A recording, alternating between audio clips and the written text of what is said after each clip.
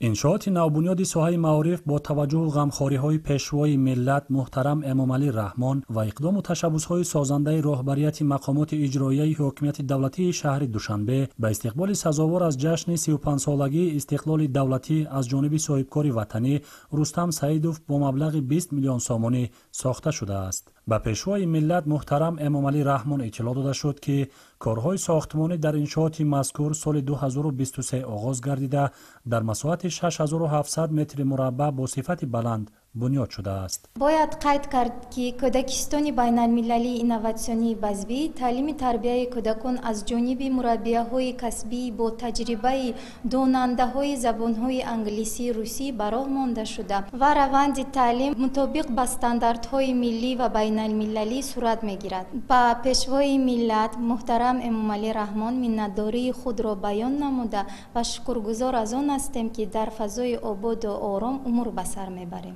مؤسسه تازه بنیاد از دو بینای 4 آشیانه و تخانه عبارت است و در آن برای انکشاف ذهنی کودکان و بازی‌های گوناگون شوق‌آور شرایط خوب تعلیم فراهم آورده شده برای 600 کودک پیش بینی گردیده است. به سرور دولت محترم امامعلی رحمان اطلاع دادند که مؤسسه تحصیلات تا مکتبی خصوصی اینواسیونی بسبی با مقصد تطبیق روندهای اینواسیونی و استفاده همه‌جانبه امکانیت تکنولوژی‌های رقمی در اقتصادیات در دوره اعلان گردیدن سالهای رشد اقتصادی رقمی و اینواسیون 2025-2030 در تاجیکستان روی کار آمده است.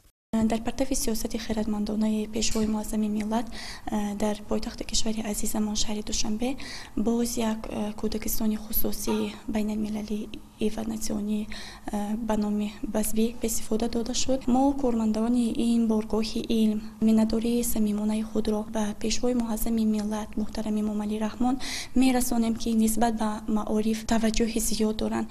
طبق اطلاع مسئولین در این مؤسسه تا مکتبی کودکانی از سن 2 تا 6 ساله قبول گردیده با 4 وقت خوراک گرم تامین می‌گردند. حجره‌های تعلیمی کودکستان با لوازمات ضروری و هر گونه بازیچه‌های شوق‌آور کودکان تامین بوده، آموزش و پرستاری در آن با 3 زبان تاجیکی، روسی و انگلیسی براه مانده شده است. زبادیار داریم، افجو برور داریم، افسانه جای های آوازدار داریم.